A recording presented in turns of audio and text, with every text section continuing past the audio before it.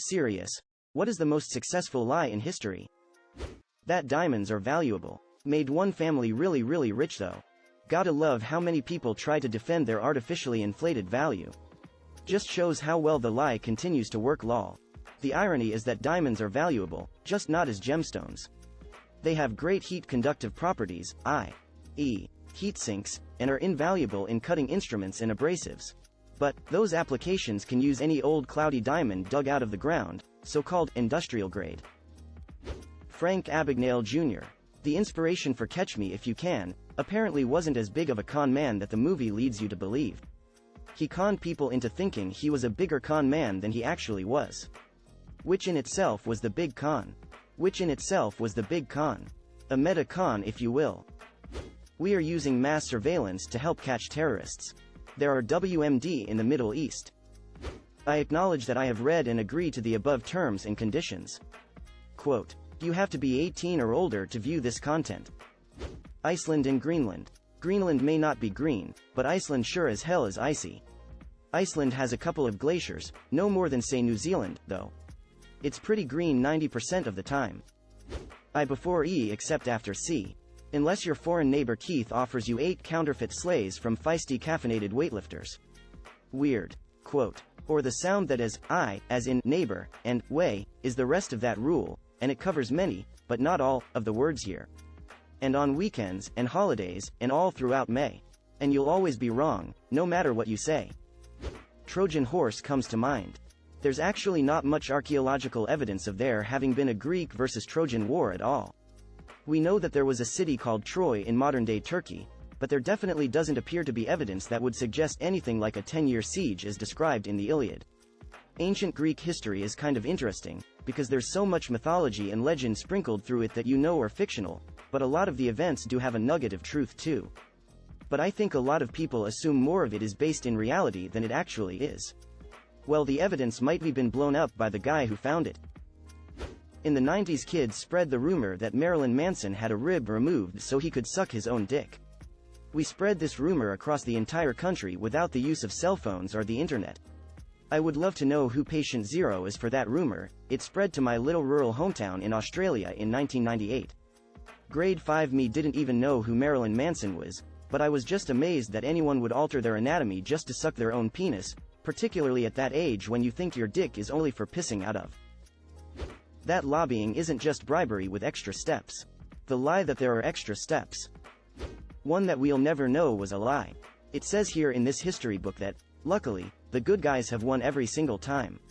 What are the odds? Norm Macdonald. Germany went to war, with whom you might ask?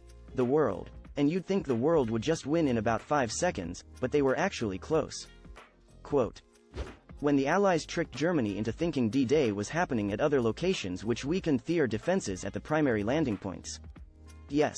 Blow up tanks and a ghost army. Operation Mincemeat was pretty awesome too. Is Mincemeat the one where they dressed up a corpse as a military officer and planted fake plans on it and set it floating towards Italy or something? It's not you, it's me. I'm not looking to date right now. Then why the F does your profile say, looking for my future husband? Edit. I get it. Lots of men react horribly when women tell them they're not into him specifically.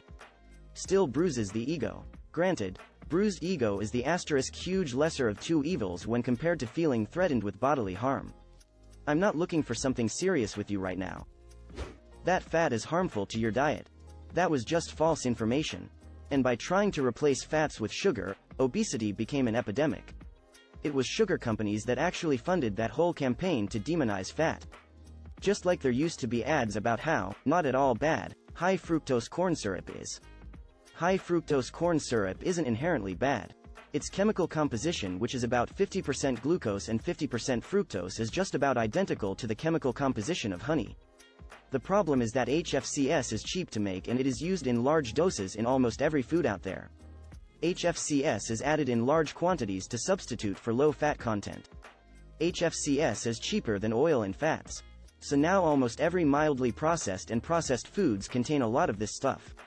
It becomes easy for someone to ingest a lot of HFCS in the course of a day without thinking that they're piling on sugar on an otherwise non-sweet food item. And this stresses the insulin mechanism and leads to diabetes in the population. that black people and watermelon are racist stereotypes. The truth is that when the slaves were freed, they grew and sold watermelon as a way to earn money to feed, clothe, and house themselves. The watermelon was actually a symbol of freedom and self-reliance for newly freed slaves. What happened was that the former slave owners saw this and started a propaganda campaign to turn white people away from buying black people food, as they called it. It's probably one of the earliest examples of the press manipulating the truth for its owners. This is where the big lips and eating like animals pictures came from. When black people started selling chickens, the same thing happened. Only this time it came in movie form. The black people and fired chicken thing started in Birth of a Nation, the racist as fuck KKK movie. What should be symbols of freedom and self-reliance to a people struggling after centenaries of slavery were twisted into symbols of shame. So much so that 100 years later they are both still seen with negative connections. Such a weird stereotype too, like those are two staple foods of American cuisine and near universally loved too. All these years I thought I liked chicken because it was delicious, turns out I'm genetically predisposed to liking chicken. That getting yourself in crazy debt at 18 years old to go to college is the only path to success in life. Santa Claus. Fat is bad for you, sugar is okay. Have 11 servings of bread per day. Cigarettes don't cause cancer, successful because of the money they made off that lie. The government's obfuscation of the drug war to villainize opioid dependence. Only one I can think of is when Hitler successfully convinced all of Germany that the Jews were the problem. I'm quite surprised this is so far down, especially because the whole concept of the Jewish conspiracy is so alive today all around the world and probably will remain so for a long time. Anti-Semitism existed in Europe long before Hitler. He just marketed it very well and garnered supporters. Catherine the Great died having sex with a horse. She didn't, and this was known at the time. But a number of her contemporaries, mostly British and French leaders, who respected neither Russia nor female rulers, started the rumor in order to sully her legacy. And since the first thing that comes to a lot of people's minds when they think of Catherine the Great is the horse-fucking story, the lie worked. The fact I hear about this the first time in my life might show that it's not as universal of a fact as it used to be. I'm not going to make any claim to its effectiveness, but it's also my first time hearing this. For me, it's that turning in the light in the car is illegal.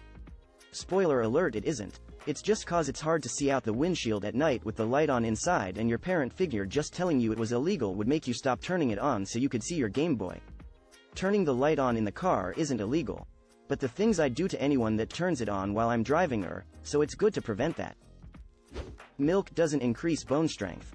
Carrots don't improve eyesight, that's a WW2 myth. Def believed the carrot one for a long time. I would say the science points to a strong possibility of a definite maybe that this may be fiction with a healthy root of truth. That politicians are genuinely going to help you once they're elected.